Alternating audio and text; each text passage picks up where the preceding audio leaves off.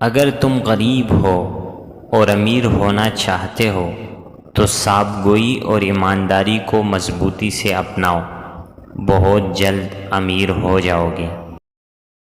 دشمن بنانے کے لیے ضروری نہیں کہ لڑا جائے، بس توڑے سے کامیاب ہو جائیں، یہ سب آپ کو خیرات میں مل جائیں گے۔ جذباتی ہونا، جلد غصہ ہونا، چھوٹی چھوٹی باتوں کو دل پہ لینا اور جلد رو دینا ایک صاف دل انسان کی نشانی ہوتی ہے۔ اس کی وجہ جذبات میں شدت کا ہونا ہے۔ یہ سب خوبیاں کبھی کسی منافق میں نہیں پائی جاتی۔ ان لوگوں کا تعلق ان لوگوں سے ہوتا ہے جو رشتوں کو دماغ سے بڑھ کر دل سے نبھاتے ہیں۔ ایسے لوگ دوسروں کے لیے کسی نعمت سے کم نہیں ہوتے۔ ایک لڑکی کے موبائل پر انجانے نمبر سے کال آنے لگی۔ اس نے یہ سوچ کر کہ کسی دوست یا جاننے والے کی کال ہوگی، کال ریسیو کر لی، مگر دوسری طرف سے مردانہ آواز سنتے ہی رونگ نمبر کہہ کر کال منقطع کر دی۔ بس وہ دن ہے اور آج کا دن، میسیجز اور کال کا ایسا تانتا بندہ جس نے رکنے کا نام ہی نہ لیا۔ کال تو اس نے کوئی ریسیو نہیں کی، مگر میسیجز پڑھتی رہی، نام پوچھا جاتا، فون اٹھانے پر اصرار کیا جاتا اور اس کی آواز کی خوب تعریف کی جاتی، اپنے بارے میں بتایا جاتا۔ جواب نہ دینے کے باوجود میسیجز اور کالز کا سلسلہ مستقل جاری تھا۔ نوجوان لڑکی کے لیے یہ سب نیا تھا۔ چھوٹی سی عمر کا ایک انجانا سا احساس تھا جسے وہ خود سمجھنے سے قاصر تھی۔ کیا ہوا اگر میں بھی ایک میسج کر دوں، یہی پوچھ لیتی ہوں کہ کون ہو اور کیوں مجھے تنگ کر رہے ہو۔ اس لمحے اس کے دماغ میں خیال آیا، رات کے 3 بج رہے تھے، کتنی ہی بار اس نے میسج ٹائپ کر کے مٹایا۔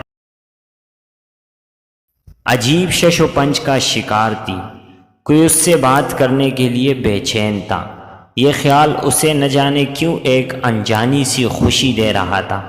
بالآخر سوچ و بچار کے بعد اس نے ایک میسج ٹائپ کر لیا جس میں اس نے لکھا کہ وہ کون ہے اور رات کے اس پیر اسے کیوں تنگ کر رہا ہے۔ ہاں کوئی بات نہیں، ایک میسج ہی تو ہے اور پوچھ لینے میں قباحت ہی کیا ہے۔ اس نے خود کو تسلی دی اور بٹن دبانے ہی لگی تھی کہ اچانک ایک چہرہ اس کی دماغ کے اسکرین پر ابھرا۔ میری بیٹی تو میرا مان ہے، یہ جملہ جو اس کے بابا اس کا ماتھا چومتے ہوئے اکثر دہرایا کرتے تھے، اس کے حلق میں کانٹے چبھنے لگے۔ شفقت و محبت سے کہا گیا بابا کا ایک اور جملہ دل کی تار چھیڑ گیا۔ جب کبھی امی جی بابا کو اسے سر چڑھانے کا طعنہ دیتی تو بابا کی طرف سے ایک مخصوص جواب آتا کہ میری بیٹی تو اپنے بابا کا غرور ہے، اور ہمیشہ ہی اسے یہ جملہ سرشار کر دیتا۔ اسے اپنا سارا وجود سن ہوتے ہوئے محسوس ہوا۔ بڑی مشکل سے بستر سے اٹھی، پسینے سے شرابور لڑکڑاتی ہوئی قدموں کے ساتھ بلکونی میں جا کھڑی ہوئی۔ میری بیٹی تو میرا غرور ہے، میری بیٹی تو میرا مان ہے، میری بیٹی بہت بہادر ہے۔ کانوں میں گونجتی بابا کی آواز اب تک سنائی دے رہی تھی، جی بابا جانی میں کمزور نہیں ہوں، آپ کی عفت آپ کا غرور نہیں توڑے گی انشاءاللہ، آپ کا سر کبھی جھکنے نہیں دے گی، آپ کا یہ مان ہمیشہ قائم رکھے گی، آپ کی دی گئی محبت کا ناجائز فائدہ نہیں اٹھائے گی۔ وہ سرگوشی میں بولتی گئی، آنسو اس کے گالوں کو بھگو رہے تھے۔ اس نے جلدی سے اس نمبر کو بلاک کیا۔ سکون کے احساس کے ساتھ اس نے گہرا سانس لیا اور آسمان کی طرف دیکھنے لگی۔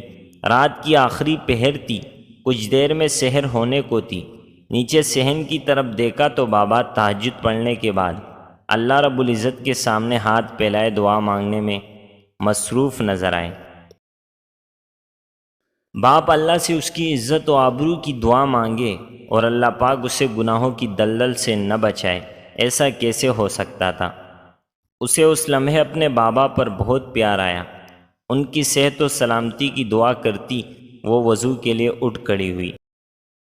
انجان نمبروں سے پھینکا ہوا یہ شیطان کا جال ہوتا ہے جو وہ سن پہ نازک پر پھینکتا ہے۔ ایک جگہ سے نشانہ چھوٹ جائے تو دوسری جگہ آزماتا ہے، اور جہاں نشانہ لگ گیا رسوائی اور پچھتاوا لڑکی کے حصے میں ہی آتی ہے۔ قابل تعریف ہے وہ لڑکیاں جو ان جالوں سے اپنی اور اپنے سے وابستہ رشتوں کی ناموس کو بچا لیتی ہے اور اپنے والدین کا مان ٹوٹنے نہیں دیتی۔ بیٹیاں جب معاشرے میں سر جھکا کر چلتی ہے تبھی ان کے بھائی اور باپ سر اٹھا کر چلنے کے قابل ہوتے ہیں۔ یا اللہ تمام بہن بیٹیوں کی حفاظت فرما۔ ایک باوقار شوہر اپنی بیوی کو اپنی عزت سمجھتا ہے اور کبھی اس کا وقار اور عزت نفس کو نہ خود مجروح کرتا ہے اور نہ کسی کو ایسا کرنے دیتا ہے۔ دو جگہوں پر اپنی بیوی کو اکیلا مت چھوڑنا۔ نمبر 1، بیماری کی حالت کے اندر اپنی بیوی کو اکیلا نہ چھوڑنا، کیونکہ وہاں اسے اپنے شوہر کی سب سے زیادہ ضرورت ہوتی ہے۔ نمبر 2، اپنے گھر والوں کے سامنے اس کی عزت بنانے میں پیچھے نہ ہٹنا، کیونکہ جب عورت کا ساتھ دینے والا مرد موجود ہو تو عورت خود کو دنیا کی سب سے طاقتور عورت محسوس کرتی ہے۔ لوگوں کے دلوں میں اپنا مقام اس طرح بناؤ کہ اگر مر بھی جاؤ تو تمہارے لیے دعا کریں، اور اگر زندہ ہو تو ملنے کی آرزو کریں۔ ہر شخص کا امتحان مختلف ہوتا ہے۔ بظاہر نیک نظر آنے والے لوگ بھی اپنے اندر ہر وقت شیطان سے لڑ رہے ہوتے ہیں۔ ان کے بھی غم ہوتے ہیں، وہ بھی ٹوٹتے ہیں، ان کے لیے بھی کچھ اچھے کام کرنا آزمائش بنا رہتا ہے۔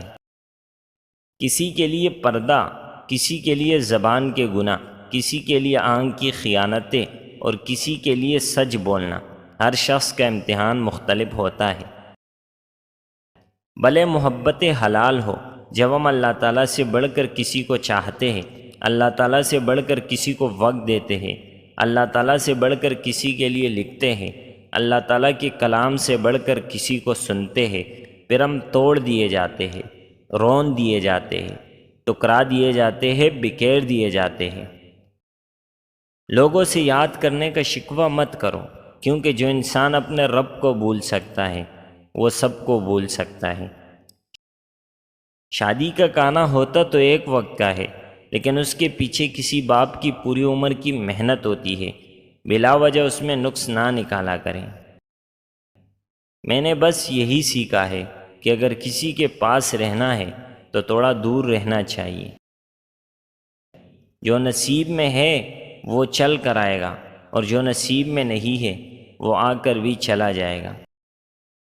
امید صرف اللہ تعالیٰ سے لگا لو، دنیا کی محتاجی سے نجات مل جائے گی۔